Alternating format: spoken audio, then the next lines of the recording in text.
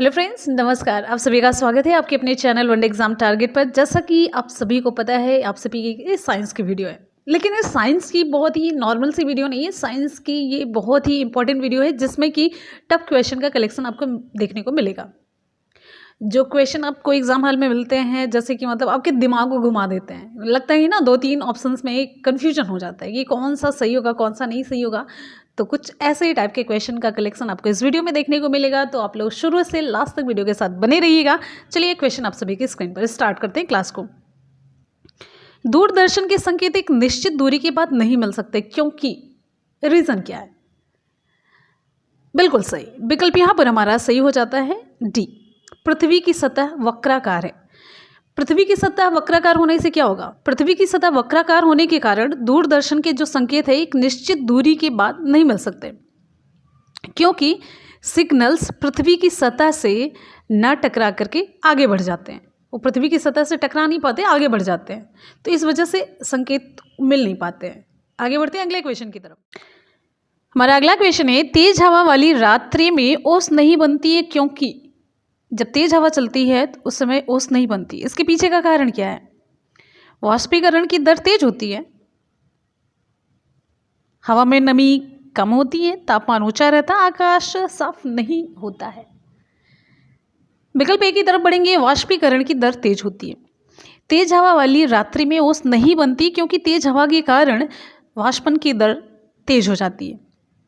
इसलिए जो ओस के कण होते हैं ना, इवेपोरेट हो जाते हैं, वाष्पित हो जाते हैं, उड़ जाते हैं। समझ आया? आगे बढ़ते हैं अगले क्वेश्चन की तरफ। नेक्स्ट है, प्रेशर कुकर में खाना कम समय में पकता है, क्योंकि प्रेशर कुकर में खाना कम समय में पकने का रीजन क्या है?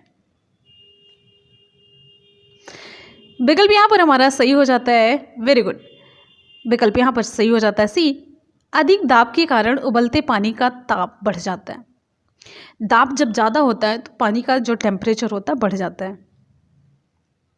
देखिए, आपको यहाँ पर थोड़ा सा हम कॉन्सेप्ट बताते हुए चलते हैं।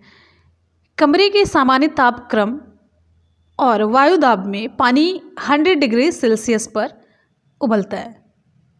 इसे 5 मिनट तक उबालें या फिर 25 मिनट तक, वायु दाब पानी के उबलने के बिंदु को प्रभावित करता ही करता है। वायु दाब अगर हमने परिवर्तित कर दिया, वायु दाब के परिवर्तित होने पर जो उबाल बिंदु है जिस पे पानी उबलने लगता है, इसी को हम कहते हैं क्वथनांक, बॉइलिंग पॉइंट, और ऊष्मा की मात्रा परिवर्तित हो जाती है। वायु दाब के परिवर्तित होने पर ये क्वथनांक, बॉइलिंग पॉइंट, उबाल बिंदु और ऊष्मा की मात्रा परिवर्तित होती है। देखिए, अधिक वायु दाब होने पर उबाल बिंदु और ऊष्मा की मात्रा क्या होगी? बढ़ेगी। ध्यान से देखिएगा, अनुक्रमानुपाती होता। अधिक वायु दाब होने पर उबाल बिंदु, बॉइलिंग पॉइंट और ऊष्मा की मात्रा बढ़ेगी, जबकि निम्न वायु दाब होगा तो जो बॉइलिंग पॉइंट है और ऊष्मा की मात्रा वो क्या होगी? घटेगी। तो प्रेशर कुकर में वायु दाब सामान्य कमरे के वायु दाब से लगभग 2 गुना होता है। इसी कारण इसमें पानी लगभग 120 डिग्री सेल्सियस पर उबलता है। रिजल्ट ये होता है कि इसमें अधिक ऊष्मा होती है। यही कारण है प्रेशर कुकर में खाना जल्दी पकता है। और एक है ना, पहाड़ों पर कम वायुदाब के कारण सामान्य वातावरण में पानी थोड़े कम तापमान पर उबलता है और इसमें ऊष्मा कम होती है, इसीलिए पहाड़ों पर प्रेशर कुकर का प्रयोग अधिक लाभदायक भी होता है। ये क्वेश्चन भी पूछा जाता है। तो आप लोगों को यहाँ पर उम्मीद है कि सारा कॉन्सेप्ट क्लियर हो चुका होगा बॉइलिंग पॉइंट का, और साथ ही साथ में यहाँ इसके दाब और ऊष्मा से रिलेटेड। ठीक है, आगे बढ़ते हैं। अगला क्वेश्चन आप सभी की स्क्रीन पर ध्यान से देखेंगे, सारी चीज़ें क्लियर हो जाएंगी। अगला क्वेश्चन हमारा है, गर्मियों में सफ़ेद कपड़े पहनना ज़्यादा आरामदेह है, क्यों? विकल्प यहाँ पर हमारा सही हो जाता है विकल्प ए, वे अपने ऊपर पड़ने वाली सारी ऊष्मा को परावर्तित कर देते हैं। देखिए, प्रकृति के विभिन्न रंगों में अलग अलग विशेषता पाई जाती है। काला रंग ऊपर से पड़ने वाली ऊष्मा को सबसे ज़्यादा अवशोषित करता है, जबकि जो सफ़ेद रंग होता है ऊष्मा को परावर्तित करके, मतलब परावर्तित करने की उसमें सबसे ज़्यादा क्षमता पाई जाती है। गर्मियों में सफ़ेद कपड़े पहनने से आराम मिलता है, क्योंकि ये ऊष्मा को परावर्तित कर देता है और हमें गर्मी से बचाता है। क्लियर है? आगे बढ़ते हैं। अगला क्वेश्चन हमारा आप सभी की स्क्रीन पर ये रहा, बादल आच्छादित रातें स्वच्छ आकाश वाली रातों से अधिक गर्मी देती हैं, क्योंकि इसके पीछे का रीज़न क्या है? बादल पृथ्वी और हवा से ऊष्मा का विकिरण रोकते हैं, बादल दिन में सूर्य की रोशनी को ग्रहण करते हैं और रात को गर्मी का विकिरण करते हैं। कौन सा विकल्प सही होगा? आप लोग ऑप्शन चूज करिए। विकल्प यहाँ पर हमारा ए सही हो जाता है। बादल पृथ्वी और हवा से ऊष्मा का विकिरण रोकते हैं। करेक्ट। देखिए, बादलों द्वारा रात में पृथ्वी और हवा से ऊष्मा का विकिरण रोक करके परावर्तित करने से ऊष्मा का विकिरण, जब बादल रहता है तो ऊष्मा का विकिरण ये रोक करके हवा से ऊष्मा का विकिरण मतलब ये परावर्तित कर देते हैं विकिरण को, ऊष्मा को। इससे बादलों से आच्छादित रहते हैं, स्वच्छ रातों से अधिक गर्म होती हैं। बादल हैं तो ऊष्मा को जाने ही नहीं देते, वापस भेज देते वायुमंडल में। करेक्ट। आगे बढ़ते हैं, अगला क्वेश्चन है। जब किसी बोतल में पानी भरा जाता हो और उसे जमने दिया जाता हो तो बोतल टूट जाती है, क्योंकि क्या रीज़न है? जब किसी बोतल में पानी भरा जाता है तो उसमें विकल्प यहाँ पर हमारा यही सही हो, सारे विकल्प यही सही हो रहे हैं, ऐसा कुछ मैंने फिक्स नहीं किया था। ठीक है। जब किसी बोतल में पानी भरा जाता तो उसमें बर्फ़ के जमने पर बोतल टूट जाती है। देखिए, हम सभी जानते हैं 0 डिग्री सेल्सियस पर जब पानी बर्फ़ के रूप में परिवर्तित होता है या जमता है तो उसका क्या होता है, आयतन, वॉल्यूम जो होता है वो बढ़ जाता है। जब बर्फ़ जमती है यानी कि पानी बर्फ़ के रूप में जब परिवर्तित होता है, कब परिवर्तित होता है? 0 डिग्री सेल्सियस पर। 0 डिग्री सेल्सियस पर पानी बर्फ़ के रूप में परिवर्तित होता है, या फिर हम इसे कहते हैं जम जाता है, तो उसका आयतन क्या होता है? बढ़ जाता है। इसीलिए आंतरिक दबाव सीमा के अधिक होने के कारण ये मतलब बोतल टूट जाती है। आंतरिक जो दबाव होता है उसके दबाव की सीमा बढ़ जाती है तो बोतल क्या होती है? टूट जाती है। आगे बढ़ेंगे अगले क्वेश्चन की तरफ। जब पानी को 0 से 10 डिग्री सेल्सियस तक गर्म किया जाता है तो इसका आयतन क्या होता है? इसका आयतन क्या होता है? बिल्कुल सही है। चलिए, यहाँ पर देखिए, ये क्वेश्चन खूब पूछा जाता है, ये सारे मोस्ट इंपॉर्टेंट क्वेश्चन की कैटेगरी में आते हैं, सभी को मोस्ट इंपॉर्टेंट क्वेश्चन में रखिएगा आप लोग। तो ये देखिए, पहले घटता है और तब बढ़ता है। एग्जैक्टली विकल्प आपका यहाँ पर डी सही होता है, पहले घटता है और तब बढ़ता है। क्लियर है? देखिए, अधिकांशतः द्रवों को गर्म करने पर उनके आयतन में वृद्धि होती है परंतु घनत्व में कमी होती है। ध्यान रखिएगा, वॉल्यूम बढ़ता है, डेंसिटी उसकी घटती है, लेकिन पानी का जो व्यवहार होता है 0 डिग्री सेल्सियस से 4 डिग्री सेल्सियस के बीच ठीक उल्टा होता है। ध्यान रखिएगा, बहुत इंपॉर्टेंट क्वेश्चन है। यदि किसी पात्र में पानी को लेकर के गर्म किया जाए तो 0 डिग्री सेल्सियस से 4 डिग्री सेल्सियस तक इसका आयतन क्या होता है? घटता है, और घनत्व क्या होता है? बढ़ता है। तो 4 डिग्री सेल्सियस के आगे गर्म करने पर इसका व्यवहार सामान्य द्रवों की भांति होता है, यानी कि तब इसका आयतन बढ़ता है और घनत्व घटता है, जैसा कि अभी मैंने यहाँ पर आपको बताया था, ये चीज़ जो मैंने बताई थी। इसलिए पानी को 0 से 10 डिग्री तक गर्म करने पर इसका आयतन पहले घटता है 4 डिग्री सेल्सियस तक और फिर बढ़ता है। क्लियर हो गया? उम्मीद है कि आपको सारे कॉन्सेप्ट्स, सारे लॉजिक, सारे पॉइंट्स क्लियर समझ में आ रहे होंगे। और अगर समझ आ रहा है तो वीडियो को लाइक करना बिल्कुल भी ना भूलें, इससे कि हमारे अंदर एक मोटिवेशन जगता है, एनर्जी आती है। तो चलिए आगे बढ़ते हैं अगले क्वेश्चन की तरफ। अगला क्वेश्चन ध्यान से देखिए, एक बार वीडियो देख लेंगे ना, सारे कॉन्सेप्ट्स आपके क्लियर हो जाएंगे। आगे बढ़ते हैं अगले क्वेश्चन की तरफ। नेक्स्ट है, म्यूजिक कंसर्ट्स के लिए हॉल की दीवारों को क्या करना चाहिए? दीवारों को कैसा बनाना चाहिए? जो म्यूजिक कॉन्सर्ट्स होते हैं, बिल्कुल सही। यहाँ पर विकल्प ए के अलावा सही हो रहा है, विकल्प यहाँ पर हमारा डी सी हो जाता है। ध्वनि का अवशोषण करने वाला होना चाहिए। जो हॉल की दीवारें हैं ना, उसको ऐसा बनाना चाहिए कि वो ध्वनि को अवशोषित कर सके। देखिए, कॉन्सेप्ट इसका है, जो ज़्यादातर ठोस और कठोर सतहें होती हैं ना, ध्वनि को ये क्या करती हैं? ध्वनि को परावर्तित कर देती हैं। ध्वनि आती है उसको परावर्तित कर देती हैं। क्लियर है? जबकि कोमल और नरम सतह जो होती है वो ध्वनि को अवशोषित कर लेती है। यदि म्यूजिक कंसर्ट्स के लिए जो हॉल की दीवारें बनाई गई हैं ध्वनि को परावर्तित करेंगी तो जो श्रोताओं को प्रतिध्वनि होगी, इको सुनाई पड़ेगी। इसलिए ध्वनि को रोकने के लिए कंसर्ट हॉल की दीवारें या छत नरम पदार्थों जैसे फाइबर ग्लास वगैरह की बनाई जाती हैं। ठीक है, विकल्प आपका डी से होता है। आगे बढ़ेंगे अगले क्वेश्चन की तरफ। नेक्स्ट है, चंद्रमा की धरातल पर दो व्यक्ति एक दूसरे की बात नहीं सुन सकते, रीज़न क्या है? चंद्रमा की सतह पर दो व्यक्ति एक दूसरे की बात नहीं सुन सकते, इसके पीछे का रीज़न क्या है?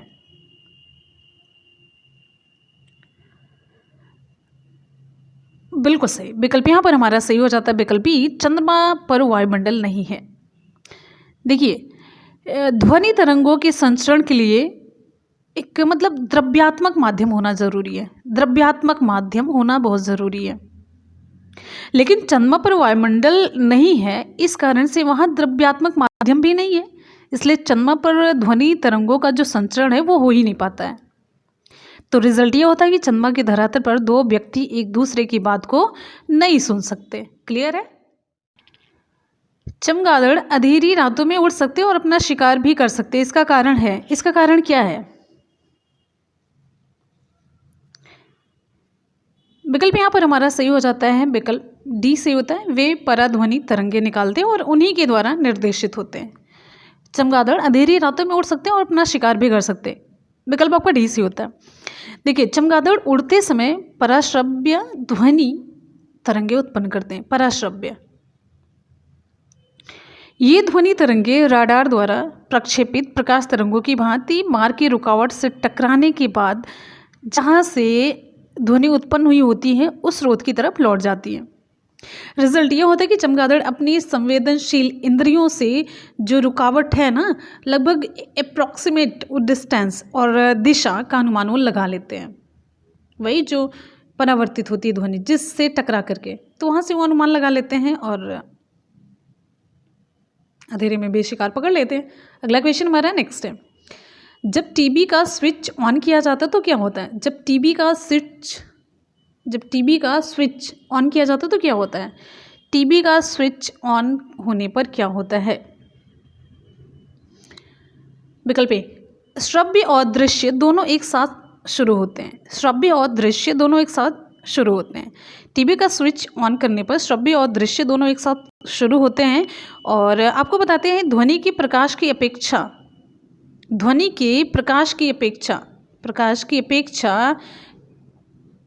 कम वेग से चलने के कारण ध्वनि बाद में सुनाई पड़नी चाहिए। लेकिन टेलीविज़न में ऑडियो सिंक्रोनाइज़र लगा करके इस त्रुटि को दूर कर दिया जाता है। ऑडियो सिंक्रोनाइज़र, CHRONI, तो ऑडियो सिंक्रोनाइज़र लगा करके इसको दूर किया जाता है कि मतलब आगे पीछे की बात ना हो, दोनों बराबर पर चलें। श्रव्य और दृश्य दोनों एक साथ शुरू हो मतलब इसलिए। अगला क्वेश्चन हमारा, एक बिजली के बल्ब की अपेक्षा एक फ्लोरेसेंट ट्यूब को अधिमान यानी कि प्रेफर किया जाता है, क्यों? आपको बताना है।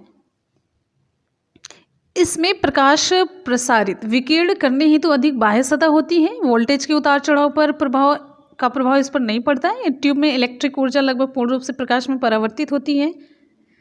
विकल्प आपका डी सी होता है, इसमें से कोई नहीं है। देखिए फ्लोरेसेंट ट्यूब बिजली के बल्ब की अपेक्षा वैद्युत ऊर्जा का प्रकाश ऊर्जा में परिवर्तन अधिक मात्रा में करती है। ये जो फ्लोरेसेंट ट्यूब है बिजली के बल्ब की अपेक्षा वैद्युत ऊर्जा का प्रकाश ऊर्जा में अधिक परिवर्तन करती है, यानी कि यहाँ इससे प्रकाश ज़्यादा उत्पन्न होता है।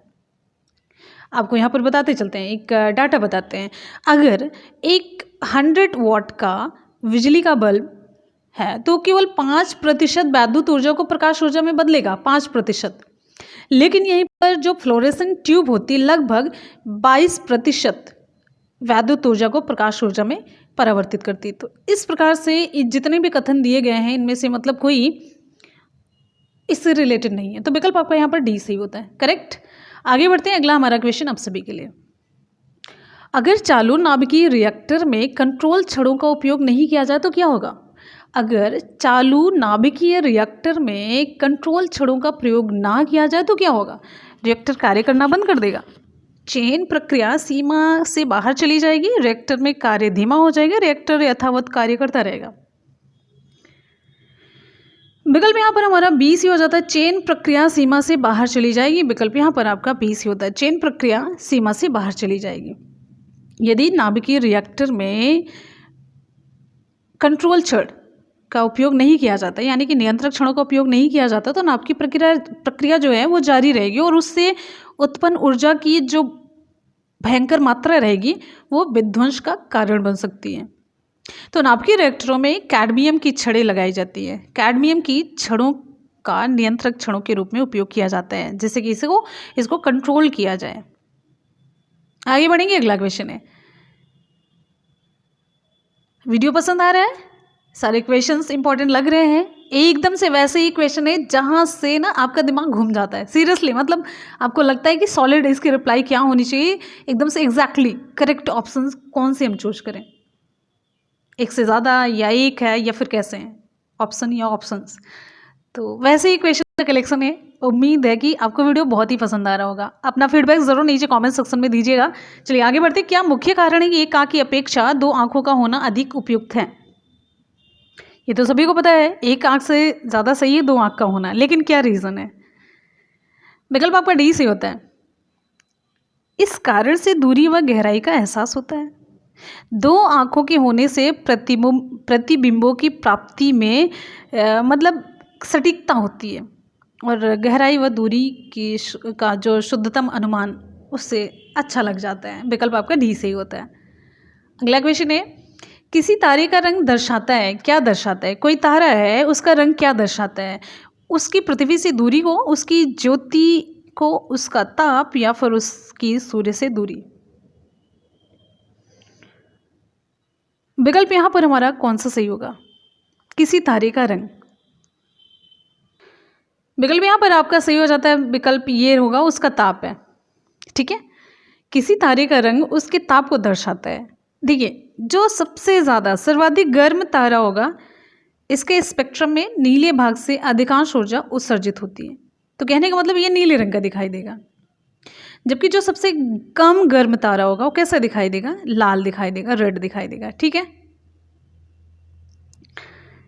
सबसे गर्म तारों में से सबसे कम गर्म तारों के रंगों का जो क्रम होगा ना, वो आपको बताते चलते हैं। नीला होगा, नीला, फिर नीला श्वेत होगा, फिर श्वेत होगा, श्वेत पीला होगा, पीला होगा, नारंगी होगा और लाल होगा। इस तरीके से ये बढ़ते से घटते मैंने आपको बताया। और आपको एक और इम्पॉर्टेंट चीज़ बताते चलते हैं, तारों का जीवन काल, जो इनकी लाइफ टाइम होती है, तारों की लाइफ टाइम इनके द्रव्यमान और चमक पर निर्भर करती है। जो तारा जितना अधिक चमकीला होगा उसका जीवन काल उतना ही कम होगा। ये रिलेशन होता है। करेक्ट। आगे बढ़ेंगे अगले क्वेश्चन की तरफ। नेक्स्ट है, पूर्ण आंतरिक परावर्तन होता है जब प्रकाश जाता है कहाँ से कहाँ में? पूर्ण आंतरिक परावर्तन होता है जब प्रकाश जाता है हीरे से कांच में, वायु से जल में, जल से कांच, या फिर वायु से कांच में। विकल्प आपका कौन सा सही होगा? पूर्ण आंतरिक परावर्तन विकल्प आपका यहाँ पर ए सही हो जाता है, हीरे से कांच में। जब प्रकाश हीरे से कांच में जाता है, देखिए, जब प्रकाश की किरण किसी सघन माध्यम से किसी विरल माध्यम में जाती है, सघन माध्यम से किसी विरल माध्यम में प्रवेश करती है, तो जो आपतन कोण होता है क्रांतिक कोण से अधिक होता है। तो आपतन कोण के क्रांतिक कोण से अधिक होने पर अपवर्तित किरण सघन माध्यम में वापस लौट जाती है, जिसे पूर्ण आंतरिक परावर्तन कहते हैं। जो प्रश्न में पूछा गया है, इस विकल्प में हीरे का जो अपवर्तनांक है कांच से अधिक होने के कारण हीरे से कांच में प्रकाश के जाने पर पूर्ण आंतरिक परावर्तन होगा। हीरे का अपवर्तनांक कांच से अधिक होने के कारण हीरे से कांच में प्रकाश के जाने पर पूर्ण आंतरिक परावर्तन होगा। यहाँ पर ये है। ठीक है, क्लियर है? राइट। आगे बढ़ते हैं अगले क्वेश्चन की तरफ। नेक्स्ट है, साबुन के पतले झाग में चमकदार रंगों का बनना किस परिघटना का परिणाम है? चलिए, बहुत ही इंपॉर्टेंट सा क्वेश्चन है जो कि आपके रियल लाइफ में सारी चीज़ें घटित भी हो रही हैं। विज्ञान में अभी जो हमारा जीव विज्ञान होता है, या फिर कुछ ऐसे फिजिक्स भी हैं, केमिस्ट्री के भी, तो विज्ञान में सिंपली हम कह सकते हैं कि सारी चीज़ें हमारे पर्यावरण में, हमारे आसपास में, व्यवहारिक जीवन में घटती रहती हैं। साबुन के पतले झाग में चमकदार रंगों का बनना किस परिघटना का परिणाम है? बहुलित परावर्तन और व्यतिकरण। कौन सा विकल्प सही होगा? जल्दी से एक विकल्प चुनिए। बिल्कुल सही, विकल्प ये सही होता है, बहुलित परावर्तन और व्यतिकरण। देखिए, साबुन के पतले झाग में चमकदार रंगों का बनना बहुलित परावर्तन और व्यतिकरण का परिणाम है। व्यतिकरण इंटरफेरेंस होता है, इंटरफेरेंस। अब यहाँ पर आपको बताते चले, जब किसी पारदर्शक पतली परत पानी की सतह पर, जब किसी पारदर्शक पतली परत पानी की सतह पर तेल की पतली परत या फिर साबुन के घोल के बुलबुले पतली परत का हमारा यही कॉन्सेप्ट है।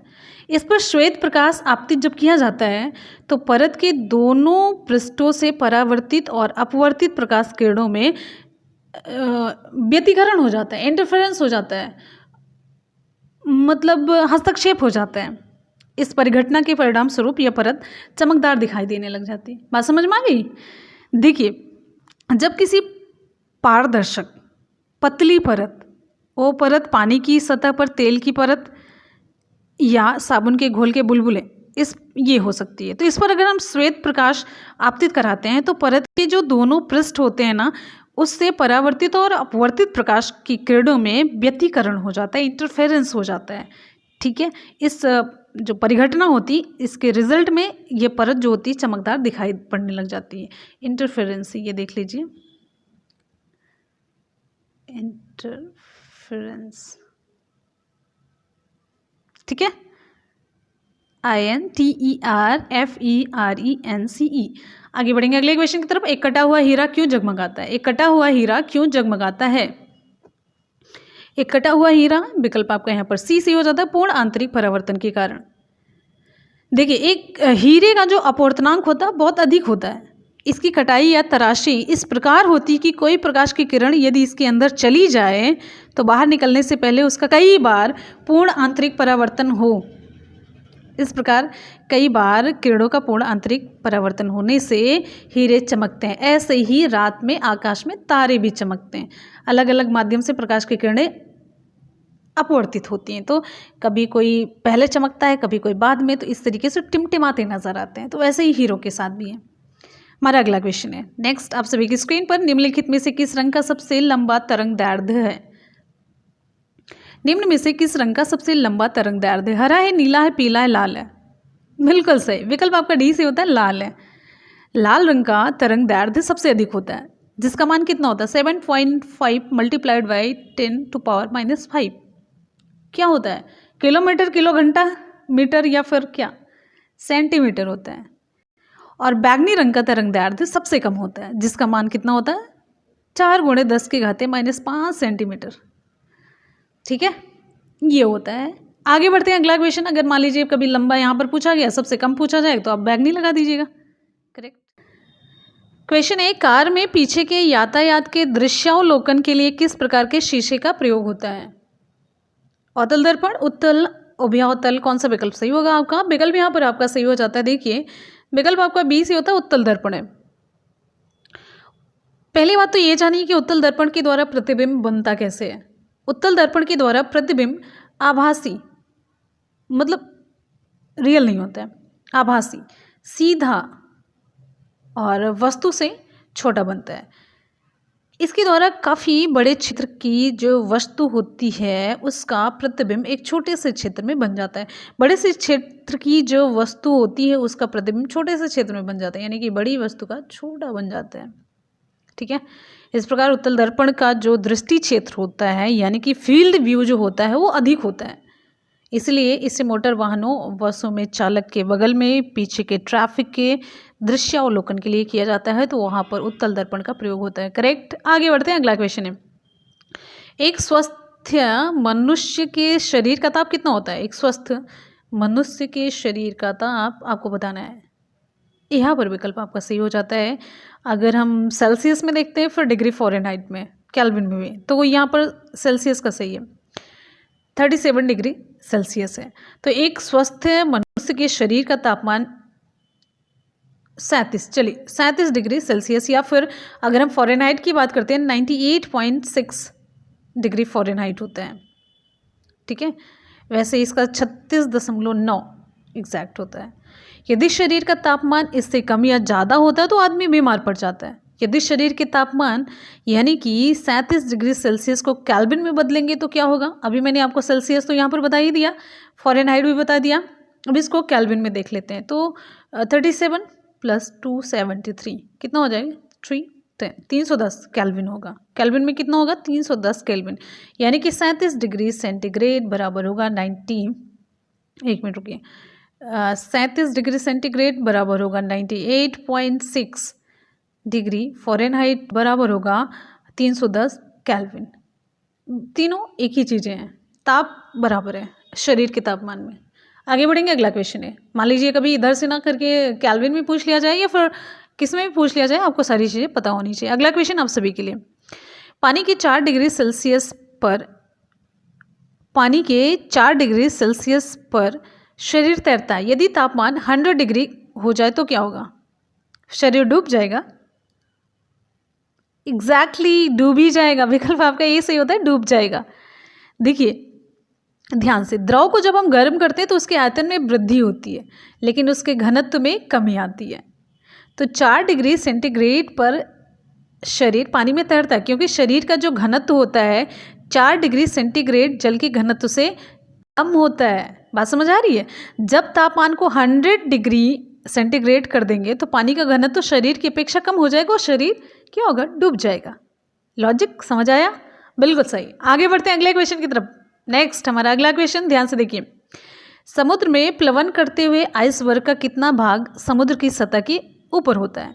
समुद्र में प्लवन करते हुए आइसबर्ग का जो बर्फ होती है वो कितनी ऊपर तैरती रहती है?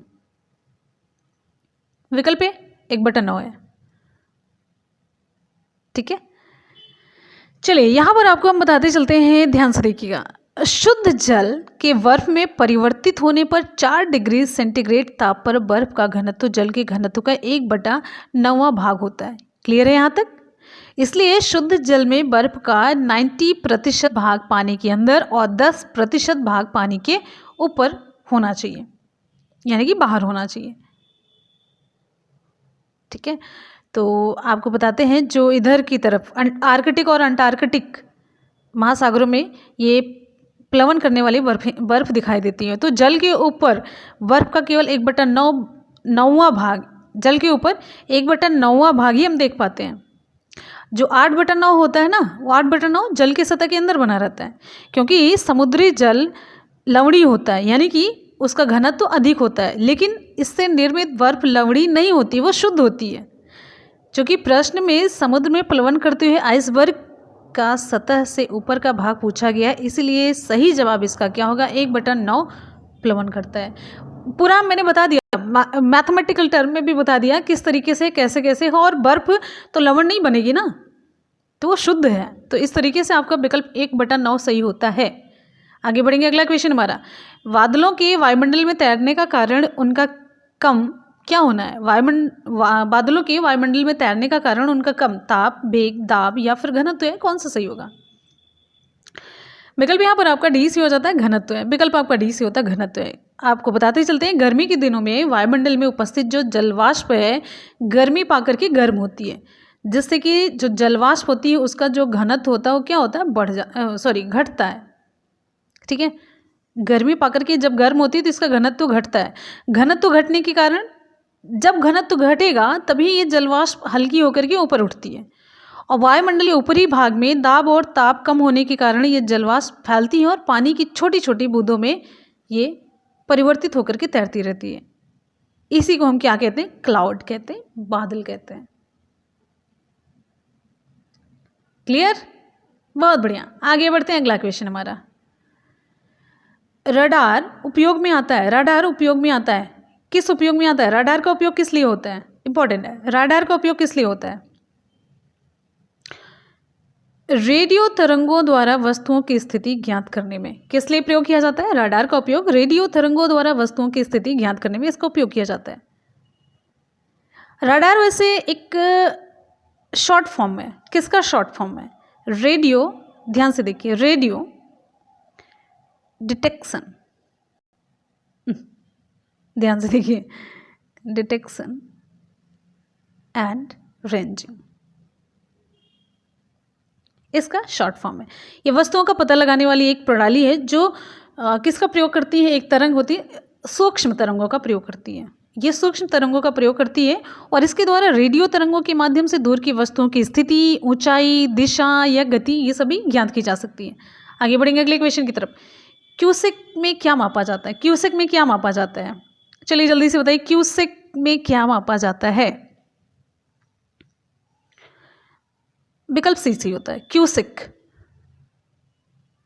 क्यूसेक क्यूबिक फीट पर सेकंड। ठीक है, जल की बहाव की दर मापने की ये इकाई है क्यूसेक। आगे बढ़ेंगे, अगला क्वेश्चन हमारा नेक्स्ट है, सितारों में अक्षय ऊर्जा के स्रोत का कारण क्या है? सितारों में अक्षय ऊर्जा के स्रोत का कारण क्या है? सितारों के पास जो अक्षय ऊर्जा होती है उसका कारण क्या है? बिल्कुल सही है, बिल्कुल सही, बिल्कुल सही। विकल्प यहाँ पर हमारा सही हो जाता है विकल्प ए, हाइड्रोजन का हीलियम में परिवर्तन। हाइड्रोजन का हीलियम में परिवर्तन आपको बताते हैं, इसमें होती है नाभिकीय संलयन की प्रक्रिया। जैसे एक क्वेश्चन ये भी पूछा जाता है, सूर्य में ऊर्जा का मुख्य कारण नाभिकीय संलयन है। तो नाभिकीय संलयन प्रक्रिया में परमाणु के नाभिक आपस में संलयित होते हैं, जुड़ते हैं। ये बहुत ही गर्म परिस्थिति में होती है। आपको बताते चलते हैं, अन्य तारों की तरह सूर्य भी नाभिकीय संलयन प्रक्रिया द्वारा ऊष्मा और प्रकाश उत्पन्न करता है। और इस प्रक्रिया में क्या होता है, हाइड्रोजन का नाभिक जुड़ करके हीलियम का निर्माण करता है। हाइड्रोजन का नाभिक जुड़ करके हीलियम बनाता है, He। क्लियर हो गया? चलिए आगे बढ़ते हैं अगले क्वेश्चन की तरफ। नेक्स्ट हमारा क्वेश्चन, निम्न में से कौन विद्युत खपत को बढ़ते क्रम में प्रदर्शित कर रहा है? विद्युत खपत को बढ़ते हुए क्रम में कौन प्रदर्शित कर रहा है? अब यहां पर चलिए ध्यान से देखिए।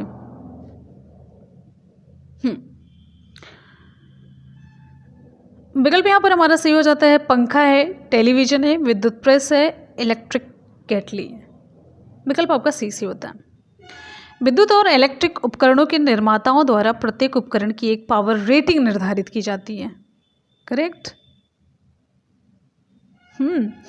तो देखिए, जो उस उपकरण द्वारा खपत की जा सकने वाली अधिकतम ऊर्जा को बताती है वो। तो प्रश्न में पूछा जा रहा है कि विद्युत उपकरणों की पावर रेटिंग के अनुसार विद्युत ऊर्जा की खपत के क्रम में आपको बताना है। तो पंखा है सबसे ज़्यादा, फिर टेलीविज़न, विद्युत प्रेस, इस तरीके से इलेक्ट्रिक केटली है ये। अगला क्वेश्चन हमारा नेक्स्ट है, कमरे में रखे रेफ्रिजरेटर का दरवाज़ा खोल करके आप क्या काम कर सकते हैं? आप कमरे को कुछ डिग्री ठंडा कर सकते हैं। आप इसको रेफ्रिजरेटर के तापमान तक ठंडा कर सकते हैं। आप अंततः कमरे को थोड़ा गर्म कर सकते हैं, या फिर आप कमरे को ना तो गर्म ना तो ठंडा कर सकते हैं। क्या कर सकते हैं भाई?